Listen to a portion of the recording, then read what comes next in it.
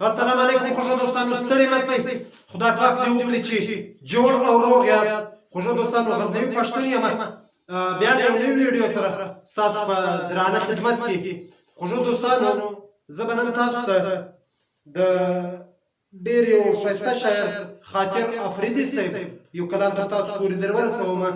خاطر افریدي صاحب وایي توبه څنګه تېرېږي په هوښیار باندې وختونه، توبه څنګه تېرېږي په هوښیار باندې وختونه، ناپوهه هسې تېر کړل په قرار باندې وختونه. توبه څنګه تېرېږي په هوښیار باندې وختونه، ناپوهه هسې تېر کړل په قرار باندې وختونه. دا تېر وختونه پرېږده د انکار سره چې تېر شو، دا تېر وختونه پرېږده د انکار سره چې تېر شو. ته راشه نور دې سم کړه په اقرار باندې وختونه.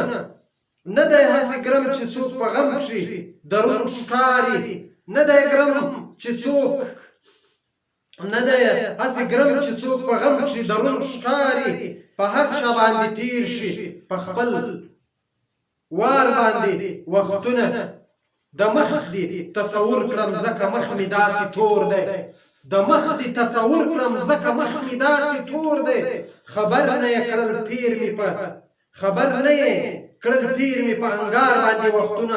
د مخ دې تصور کړم ځکه مخ مې داسې تور دی، د مخ دې تصور کړم ځکه مخ مې داسې تور دی. خبر نه یې کړل تېر مې په انګار باندې وختونه. ما څنګه په لټون کړې د دنیا د غم نه خلاص یم، ما څنګه به لټون کړې د دنیا د غم نه خلاص یم. خاطر ما ښکلي تېر کړل په خپل بار باندې وختونه.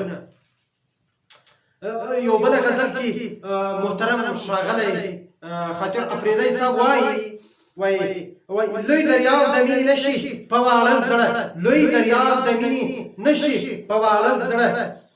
وایي شومه یاره بیا دا ستا غوندې په نه زړه، لوی دریاب د مینې نشي په واړه زړه، لوی دریاب د مینې نشي په واړه زړه. شومه یاره بیا دا ستا غوندې په نه زړه، چې په خوله کوي یوه او په زړه بله، چې په خوله کوي یوه او په زړه بله. د هغه سره به مینه کړې په سر زړه.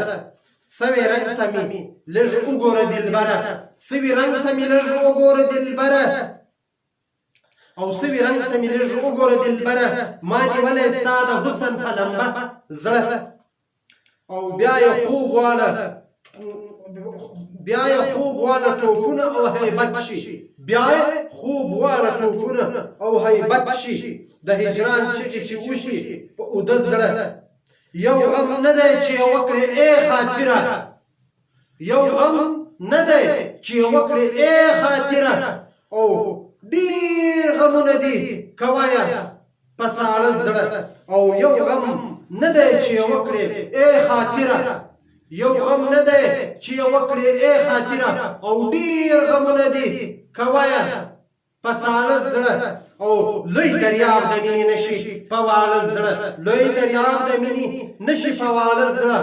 او شومه یاره بیا دا ستا غوندې په نه زړه. خوږو دوستانو، تر راتلونکي ویډیو مې پر لوی او بخښونکي خدای سپارم. په مخه مو ښه، ژوندي اوسئ، کور مو ودان. مننه.